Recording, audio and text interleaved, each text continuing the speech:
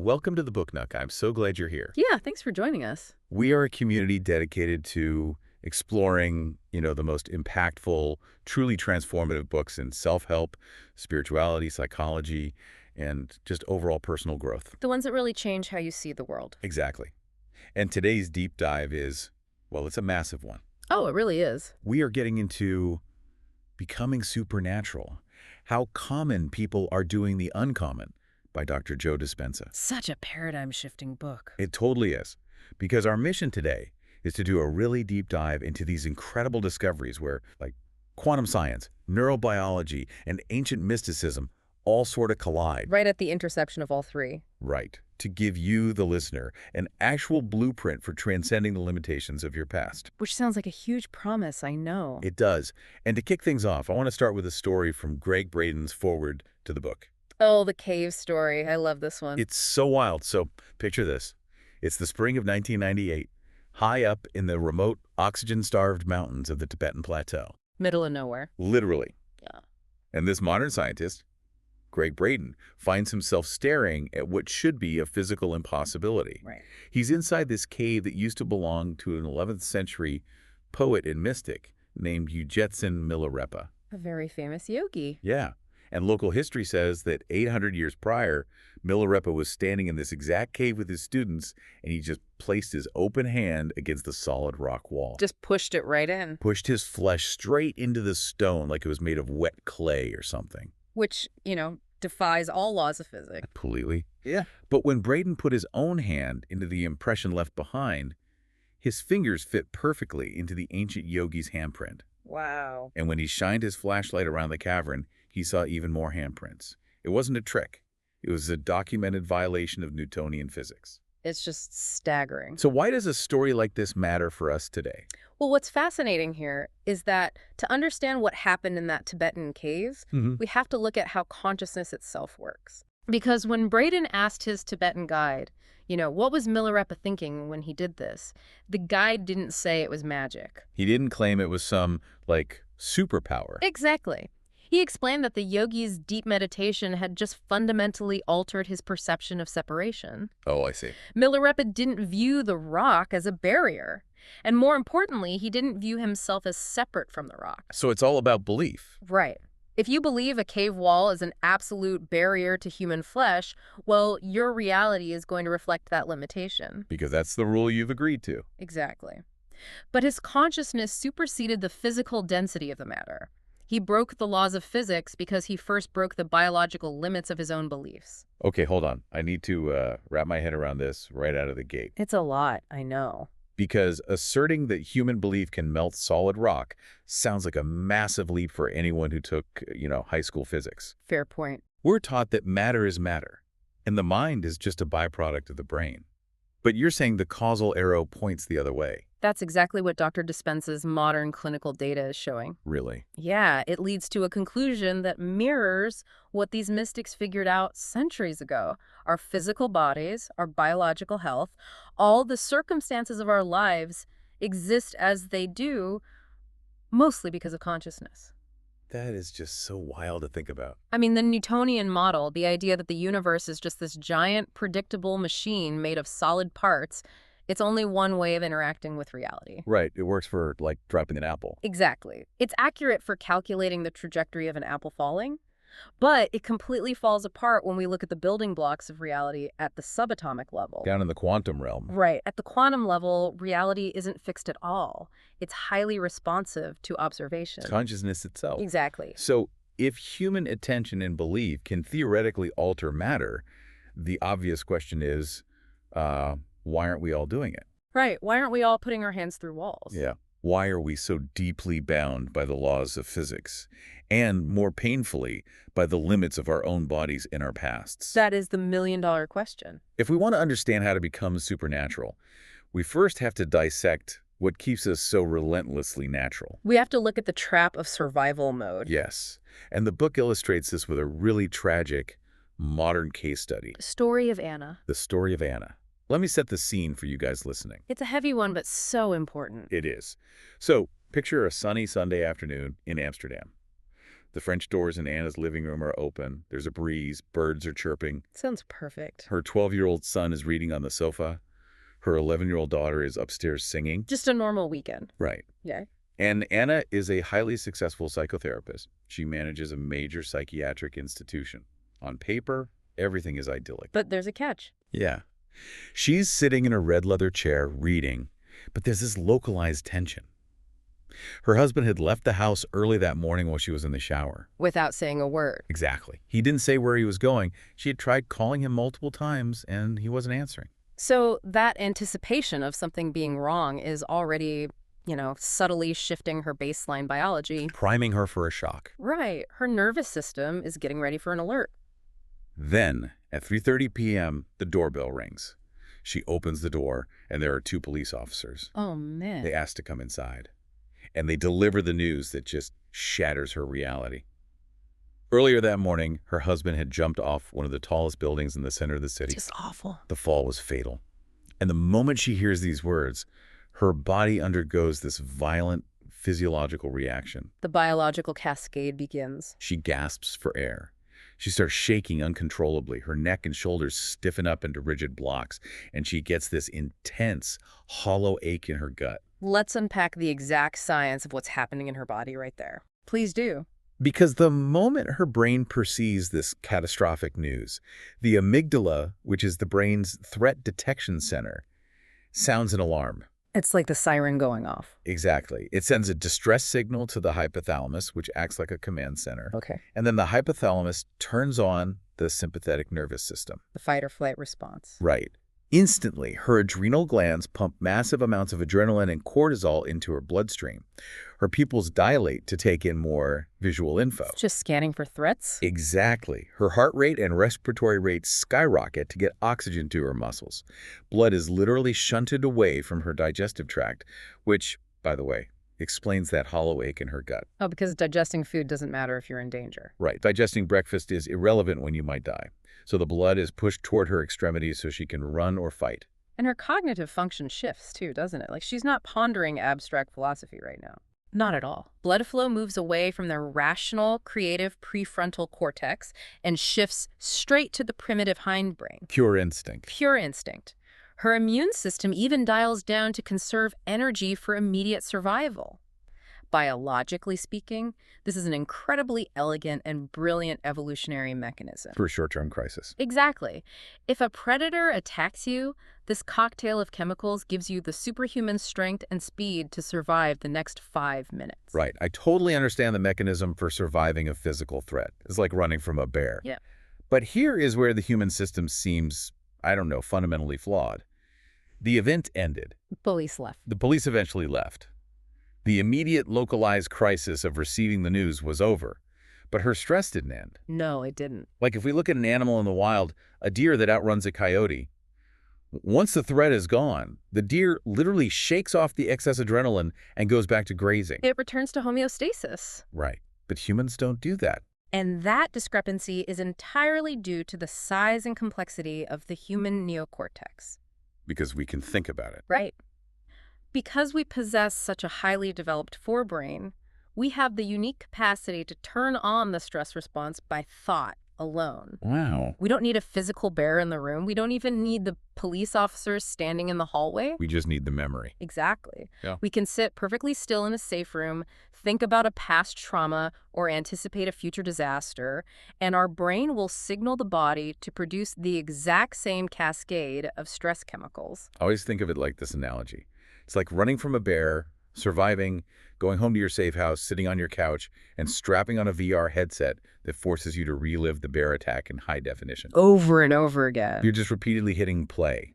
Your brain is watching a simulation, but your heart rate is still at 180 beats per minute. That is the perfect way to describe it. And for Anna, she couldn't take the headset off. She relived the suicide in her mind hundreds of times a day. Which is just devastating. It is. And the implication of this is profound.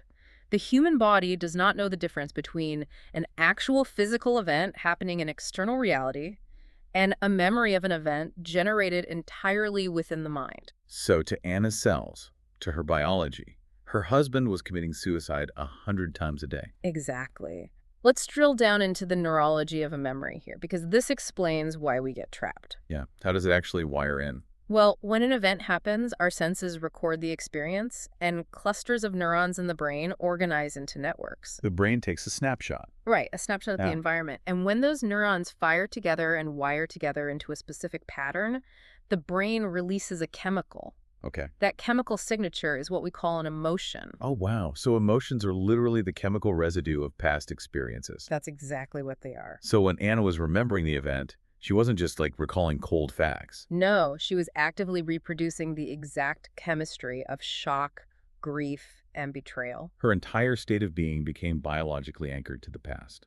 And the stronger the emotional quotient of an event, the deeper the neurological etching. Makes sense. If an experience drastically alters your internal chemistry, your brain pays very close attention and freezes that neural circuitry. It wants to remember so it can avoid it next time. Precisely. So Anna's personality became entirely intertwined with her trauma. She was thinking within the circuits of that tragic Sunday and feeling within the chemical boundaries of that pain.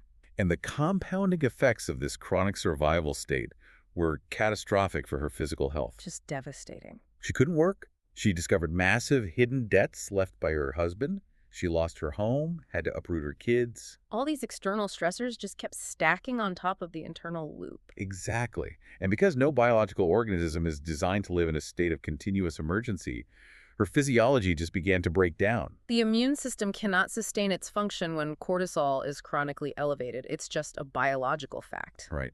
Her body essentially began attacking itself. The mucous membrane in her esophagus started shedding. Oh, it's so painful to even think about. She developed ulcerations all over her internal tracts, making it nearly impossible to eat. She suffered from vocal cord paralysis. And eventually, this relentless toxic chemical environment manifested as a cancerous tumor in her esophagus. By being unable to stop observing and reliving the worst moment of her life, she was literally downregulating the genes for health and creating her own physical demise. And while Anna's case is extreme, the underlying mechanism is something almost all of us do daily. Wait, really? We do this? Think about it. We wake up, and the first thing we do is remember who we are. Okay. But Yeah. how do we do that? We remember our problems. Oh, yeah, totally. Those problems are tied to specific people, specific places, and specific times from our past. I have that meeting with my annoying boss today. Exactly. Yeah. The moment we boot up those memories, our brain and body are instantly back in the familiar past. We then use that past to anticipate a predictable future. So we're siphoning all of our creative life force into just maintaining the architecture of our current limited reality. Yes, we are keeping ourselves stuck in the loop. But Anna's story doesn't end in tragedy, thankfully. It features this amazing turning point that really acts as the entire thesis for Dr. Dispenza's work. It's a profound shift. Anna was a psychotherapist, right? She spent her career analyzing pain. But she realized that intellectually talking about her trauma wasn't altering her biology. Talk therapy wasn't healing the physical cancer. Exactly. She attended a Joe Dispenza workshop, and the mechanism finally clicked for her. She had this epiphany. If her chronic focus on the past and the subsequent release of stress chemicals had literally built the cancer in her body. Then by that exact same biological law, she had the power to uncreate it. Yes, to uncreate it. But to do that, she couldn't use the same mind that created it, right? Or no, she had to radically shift her state of being. She had to stop romanticizing her past and predicting a tragic future. She had to find what Dr. Dispenza refers to as the generous present moment. Generous present moment. So, if Anna's biology was trapped in a memory, what is the mechanical lever she had to pull to get out of it? Because, you can't just tell someone with esophageal cancer, hey, stop thinking about your dead husband. Right, it doesn't work like that. Yeah. The mechanical lever requires a complete detachment from the three-dimensional world. Okay, unpack that for me. This is a foundational law of quantum creation. To heal a physical body, you have to get beyond the body. Beyond the body. Yes. You must cross from the Newtonian 3D world of matter into the 5D realm. The quantum realm. Exactly. The Newtonian world is entirely governed by our senses. It's the realm where we identify as a physical mass, occupying a specific location in space, moving linearly through time. Right, I'm sitting in this chair looking at this microphone. Exactly. But if we try to change our bodies while we are still deeply attached to our identity as a sick person living in a stressful house with a depleted bank account. We're just trying to use matter to change matter. Precisely. And using matter to change matter is incredibly slow and requires massive amounts of physical energy. Like trying to move a boulder by just pushing it with your hands. Exactly. If you want to alter the physical structure, you have to drop beneath it into the energetic blueprint. The source code. Yes. You have to systematically take your attention off your body, off the people in your life, off your possessions, off your schedule, and eventually off time itself. So you become nothing. In the meditative process, you are guided to become no body, no one, no thing, nowhere, and in no time. That is so wild. But let's challenge the skepticism here, because a listener might think, okay, if I am completely ignoring my physical body, how on earth is that going to heal my physical cells? That just sounds like pure escapism. It sounds like daydreaming. Right. But the source material backs this up with hard neuroscience, specifically the Harvard Piano Study. Ah, yes. The Harvard Piano Study beautifully demonstrates the physical reality of mental rehearsal and neuroplasticity. It's honestly one of my favorite studies of all time. It's a classic. So here's where it gets really interesting. Researchers took a group of volunteers who had never played the piano before. Total novices. Total novices. They divided them into two groups. Group A was instructed to physically practice a simple 5-finger piano exercise for 2 hours a day over 5 days. Pretty standard practice. Right. And at the end of the study, functional brain scans revealed that Group A had grown new, dense neural circuits in the specific motor cortex region that controls finger movements. Which is exactly what you'd expect. Standard biology. Standard biology. But the protocol for Group B is where our whole understanding of reality shifts. This is the mind-blowing part. Group B never touched a physical piano keyboard. Not once. Not once. They were instructed to simply close their eyes and mentally rehearse playing the exact same exercise for the exact same amount of time. Just visualizing it. Vividly imagining their fingers pressing the keys, hearing the notes, feeling the resistance of the keyboard. And the brain scans of Group B at the end of the 5 days were staggering. They grew the exact same neurological circuits in the exact same area of the brain as the people who had physically played the keys. At a synaptic level, the brain physically changed without any physical action taking place. How is that even biologically possible? It comes down to a principle of neurobiology known as Hebbian learning. Have you heard of it? Neurons that fire together, wire together. Exactly. When the subjects vividly imagined playing the piano, they were firing the same action potentials in their brain as if they were actually moving. So the brain literally didn't distinguish between the internal visualization and external reality. Nope. As they continued to mentally rehearse, synaptic pruning removed weaker connections, and the active connections were strengthened. The brain upgraded its hardware. Physically upgraded its hardware to reflect an experience that had only happened in the mind. The hardware was installed ahead of the physical event. The brain looked as if the experience had already occurred. Right. So applying this to Anna, or anyone trying to heal or change their life, Yeah. if you want a new reality, you have to mentally rehearse that future so intensely that your brain wires it into your gray matter as an accomplished fact. Exactly. But there's a catch. Oh, there's always a catch. What is it? Mental rehearsal requires an immense amount of focused energy. And if your system is flooded with stress, all your vital energy is currently being used to keep the thread of the past alive. So you have no battery left to build a future. Exactly.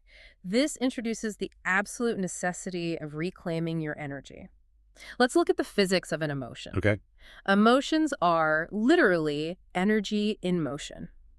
When we live in chronic survival emotions like anger, fear, or guilt, we are actively directing our electromagnetic energy toward the past event and the people involved. We're giving them our energy. Yes, we are energetically tethered to them. So we are essentially powering the ghost of our trauma with our own battery. That is exactly the right analogy. By finding the present moment and ceasing the mental loop, you stop firing those old neural networks. And when they stop firing. The associated emotions dissipate.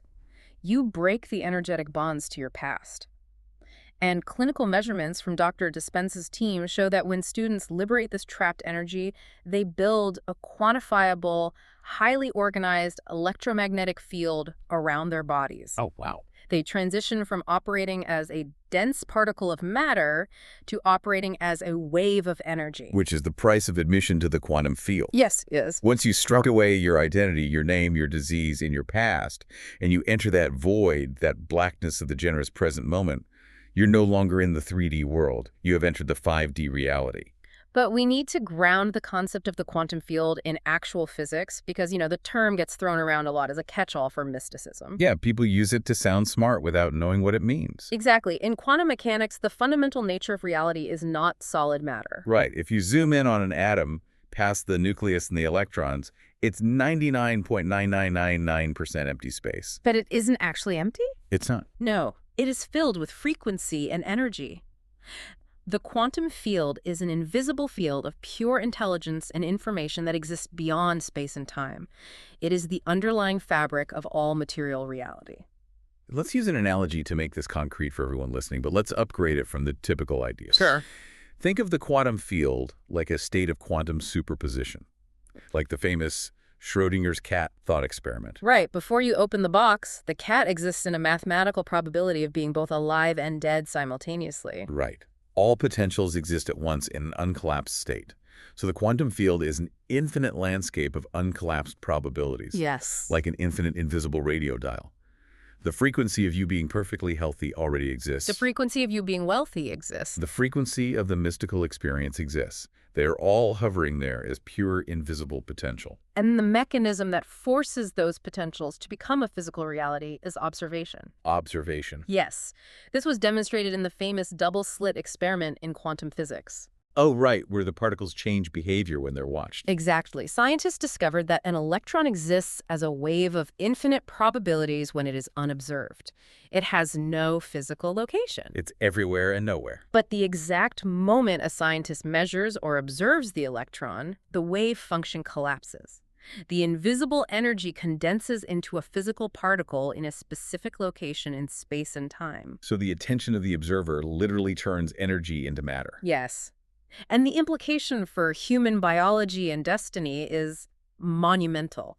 Our lives are pure potential until we focus our attention. Wow. The problem is, most of us wake up and focus our attention exclusively on the known. Our problems. Right. We observe our physical pain, our annoying coworker, our bank account. Yeah. By focusing on the same elements every single day, we act as the observer, continually collapsing the quantum wave into the exact same predictable material reality. We are observing our familiar past right back into our present life. Think about your own life right now as you're listening to this. You wake up, you probably grab your phone before your feet even hit the floor. Guilty as charged. We all do it. You scroll through the same social media feeds, triggering the same chemical reactions of comparison or anxiety. You drink from the same coffee mug, drive the same route to work, react to the same people. You're using your consciousness to mathematically lock your reality into place. You're trapped in the Newtonian world. But if you take your attention off the known, and you invest your energy in the unknown void of the quantum field, you hold the power to collapse the wave into an entirely new experience. But interacting with the quantum field requires a very specific mechanism. Right, you can't just sit in a dark room and cross your fingers. No, you cannot just wish for a new car or a healed body and expect it to materialize. The universe doesn't respond to wanting. It responds to who you are being. Okay, so if our attention collapses the quantum wave, what is the biological mechanism that allows a human brain and body to actually reach out and pull that specific wave from the 5D realm into our 3D reality? How do we become the magnet? Yeah, how does the human organism do that? Dr. Dispenza collaborated extensively with the HeartMath Institute to map this exact biological formula. HeartMath is amazing. They do incredible work, and they found that pulling a potential from the quantum field requires the precise union of two elements, a clear intention and an elevated emotion. A clear intention matched with an elevated emotion. Let's define the variables of that formula. Okay, so a clear intention is the specific, coherent thought of the future you wish to experience. It's the mental image. Right. In the physics of this model, your thought acts as the electrical charge in the quantum field. It is the broadcast signal. Sending the signal out. Yes. However, an electrical charge on its own is insufficient to draw the experience back to you. It must be paired with an elevated emotion. Like what kind of emotion?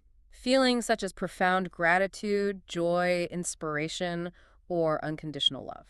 So the thought sends the signal out, And the emotion acts as the magnetic charge that draws the event back to you. Exactly. Together, the clear intention and the elevated emotion create a new electromagnetic signature. You're broadcasting a new frequency. If we connect this to the bigger picture, looking at the biological downstream effects of this, specifically through the lens of epigenetics, the data is staggering.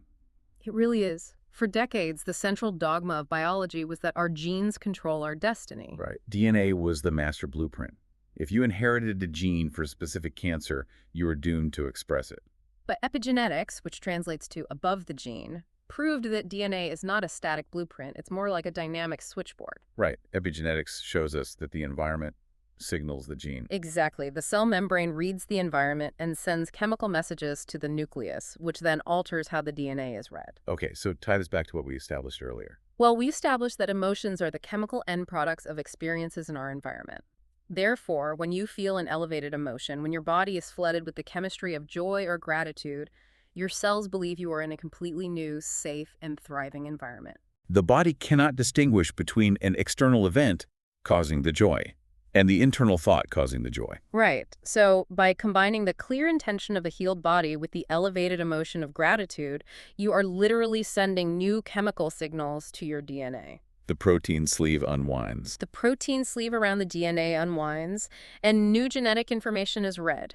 You are upregulating genes for health, tissue repair, and immunity, and downregulating genes linked to stress and disease. You're biologically reconditioning your body to look like the future's already happened. Exactly. Okay, I have to pause and push back here, because this is where a lot of people, hit a wall. Sure. What's the pushback? If my life is objectively falling apart, like if I'm bankrupt, or if I have a life-threatening diagnosis like Anna did, how do I generate genuine gratitude for health or wealth that I literally do not possess? Right. Trying to feel thankful when you are terrified feels like psychological gaslighting. Isn't that just faking it? That is such a critical hurdle, and it requires a shift in how we understand emotion.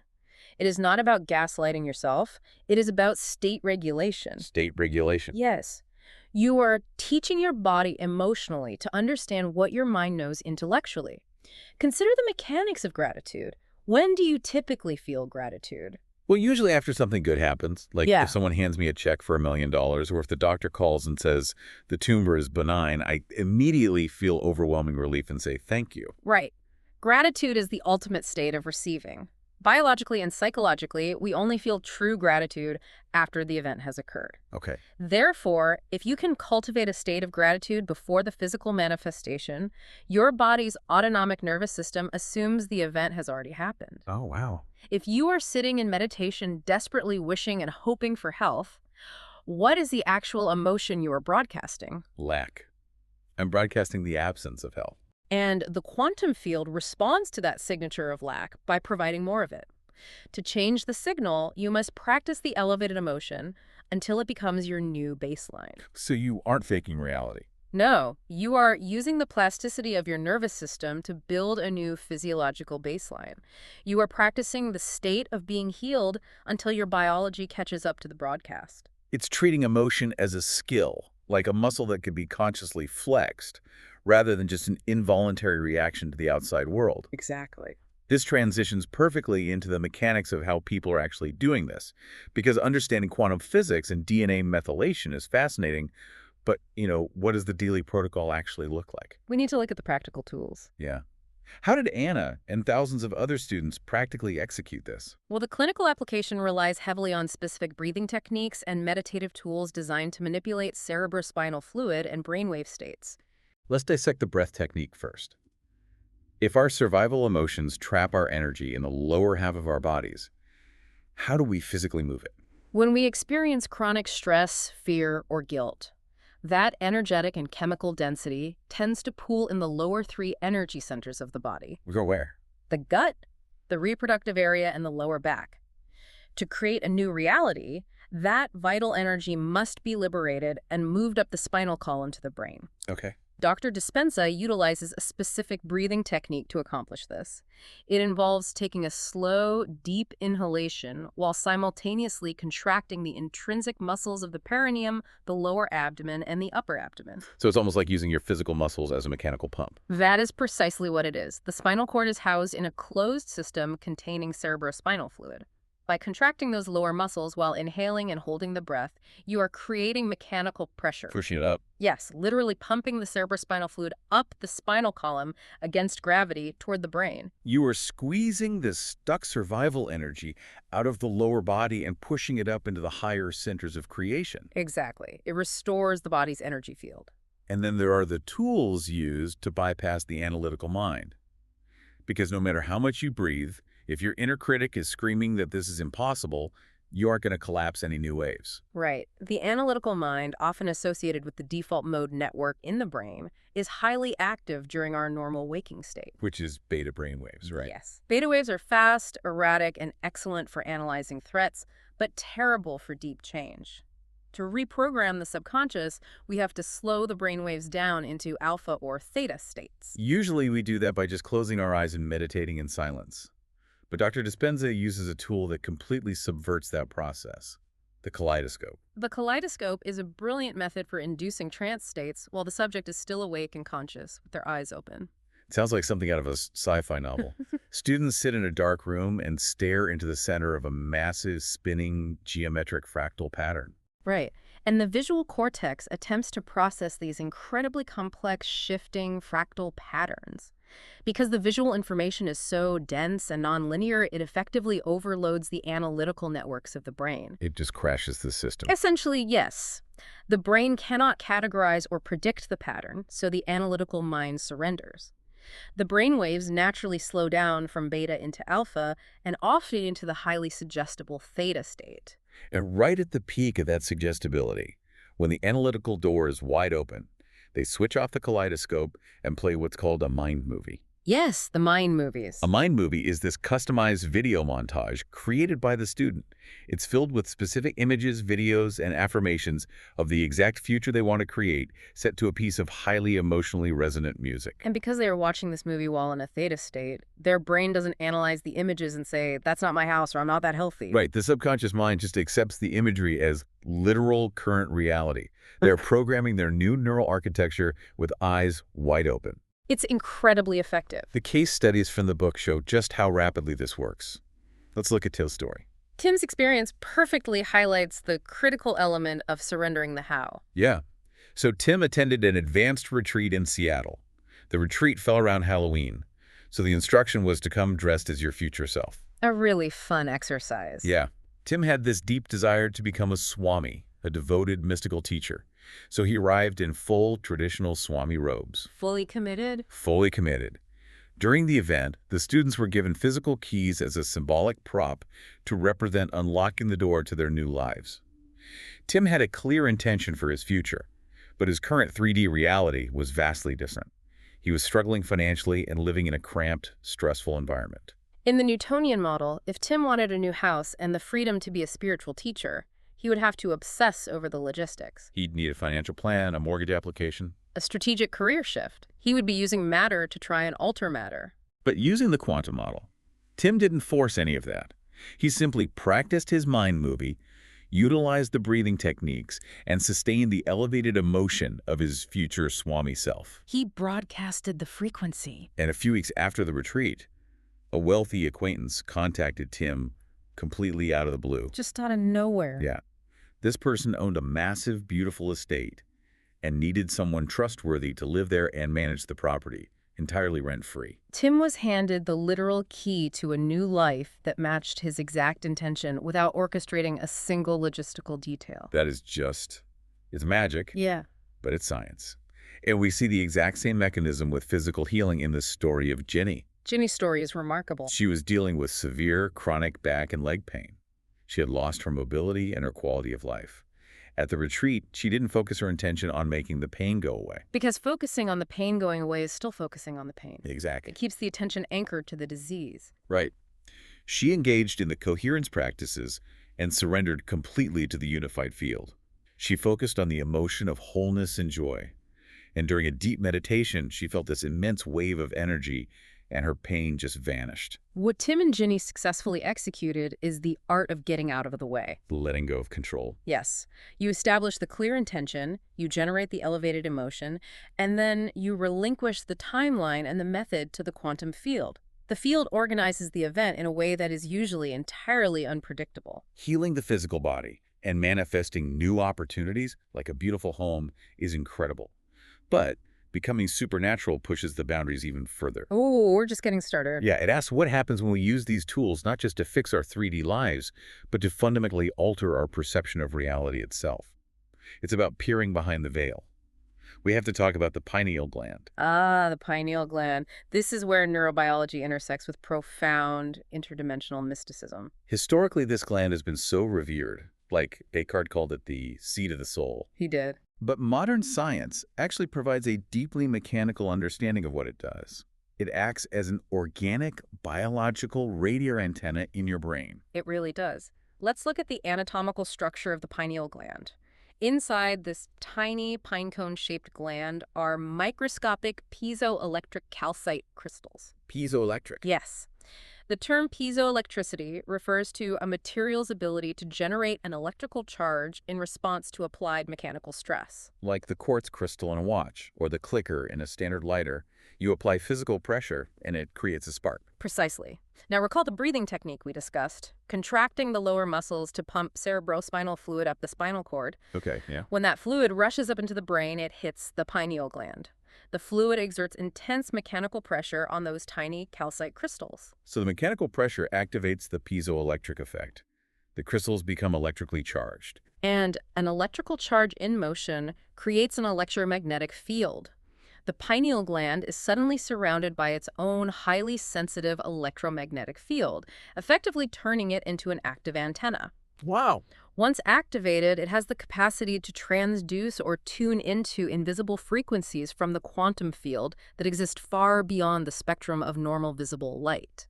So what does this all mean? When the antenna picks up these hyperdimensional frequencies, it triggers a radical chemical upgrade in the brain, right? It does. Normally, the pineal gland is responsible for secreting melatonin, the hormone that regulates our circadian rhythms and makes us sleep. But under this intense energetic pressure, it chemically transmutes the melatonin molecule. The transmutation alters the molecular structure of melatonin, converting it into a series of incredibly powerful metabolites. Like what? These include punaline and compounds structurally similar to DMT, which is one of the most powerful hallucinogenic substances known to science. But because this DMT-like substance is generated internally by the body itself, the brain isn't hallucinating a distortion of reality. No, it is processing a broader bandwidth of reality. The brain produces a visionary experience that is profoundly lucid.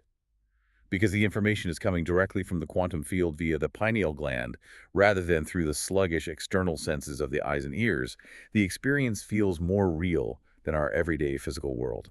Dr. Dispenza documents his own interdimensional experience in the text, which perfectly illustrates this biological upgrade. I love this part of the book. He was sitting in his living room in the Pacific Northwest, deep in a meditation. Just minding his own business? Right.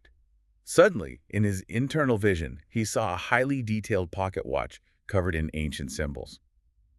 He watched the hands of the watch move forward, and in a fraction of a second, he transitioned from sitting in his living room to standing barefoot in his backyard in the cold night air. Time travel. Literally. But the him that was standing outside was not his current self. He was experiencing the consciousness of a completely evolved, euphoric, future version of himself. The sensory data of that experience was overwhelming. He described feeling a state of superconsciousness where his awareness was expanded exponentially. He felt a profound euphoria, a state of deep, unconditional love for existence. And it was not a dream. It was a visceral, interdimensional reality. Experiencing an event with that level of profound emotion and vivid clarity acts as a software upgrade for the neural architecture. A system update. Yes, it physically rewires the brain to perceive a broader spectrum of reality. The veil of the Newtonian illusion, the belief that we are separate biological machines living in a hostile universe, is permanently lifted. Because once your brain processes that level of interconnection, you can't unsee it. You are fundamentally changed. You're never the same. Never. And that realization of profound interconnection naturally bridges the gap between individual healing and our final topic today. What happens when thousands of people do this at the exact same time? This brings us to Project Coherence, which shifts the paradigm from self-help and personal manifestation into the realm of global responsibility. Project Coherence is this initiative where thousands of Dr. Dispenza's students from across the globe synchronize their meditations. They do it at the exact same time, with the shared intention of elevating the electromagnetic frequency of the Earth. Now, to the uninitiated, this might sound like wishful New Age thinking. Let's all hold hands and sing. Right, but it is anchored in rigorous statistical science. We're talking about the measurable impact of collective consciousness, sometimes referred to in literature as the Maharishi effect. Let's discuss the actual data. The text references over 23 peer-reviewed articles and more than 50 peace-gathering projects that demonstrate this phenomenon. If we look closely at the methodology of these studies, such as the famous assemblies in Washington, D.C. or the Middle East during the 1980s and 90s, the parameters were incredibly strict. They weren't messing around. No. Researchers brought together a critical mass of advanced meditators. Their sole focus was to enter a state of deep heart-brain coherence and broadcast the emotion of peace. And they controlled for external variables, right? They accounted for weather, seasonal crime trends, police presence. They accounted for all major sociological variables, and the results were statistically undeniable. During the windows of synchronized coherence, violent crime rates dropped precipitously. That is insane. Acts of terrorism and war casualties decreased, emergency room visits and traffic accidents declined, and conversely, positive indicators like economic growth actually saw a boost. A group of people sitting quietly in a room, mathematically, altered the behavior of thousands of people who had no idea the meditation was even taking place. Because in the quantum field, there is no separation. We are all entangled in the same underlying energetic fabric. If an individual's coherent mind can influence the cells within their own body, then a large enough collective of coherent minds can undoubtedly influence the global field. The meditation practice for Project Coherence is just a beautiful application of this science. Practitioners move into a state of deep heart coherence. They generate an intense, elevated emotion of unconditional love. The highest frequency. Then, using their consciousness, they envision the Earth, take it as a thought, place it within their heart center, and actively broadcast that frequency of love out into space. They are intentionally radiating coherence into the chaotic frequency of the planet. This raises an important question. If our subjective mind influences the objective world, are we not obligated to use this power collectively? Oh, absolutely. If we possess the scientific proof that our internal emotional state exerts a measurable, non-local effect on the objective world, we can no longer view our private stress or anger as isolated incidents. It's not just my problem anymore. Right. We are constantly contributing to the global electromagnetic field. We have a fundamental responsibility to master our internal state, not just for our own healing, but for the stability of the collective.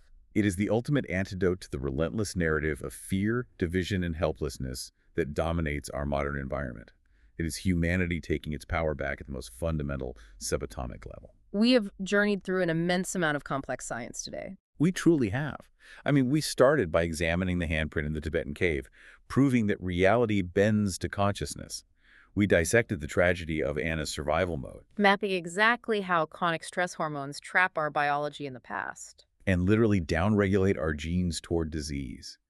We explored the absolute necessity of finding the generous present moment, becoming nobody, no one, no thing, nowhere, and in no time to access the infinite potentials of the quantum field. We defined the biological formula for manifestation, pairing a clear electrical intention with a magnetic, elevated emotion. Right, to signal new genes ahead of the environment.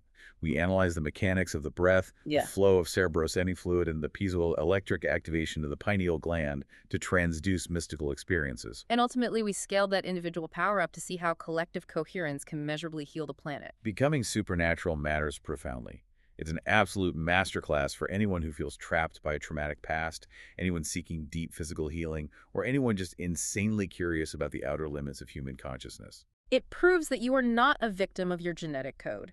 You are the architect of your reality. So if you found value in this deep dive, please make sure to subscribe to the Book Nook so you never miss an episode of transformative exploration. We'd love to have you back. And we want to hear from you. Drop a comment below and tell us which book you'd like us to explore next. We read every single one. We really do. But before we go, we want to leave you with a final lingering thought to mull over. Something to think about today. If your brain biologically cannot distinguish between a real event and a vividly imagined thought, and if your emotions are the physical chemical residue of the past, what memory of your future are you going to biologically create today? What if the worst thing that ever happened to you is actually the exact catalyst required for your evolution into a completely new supernatural species? Think about that. Thank you so much for joining us in the Book Nook. We'll see you next time.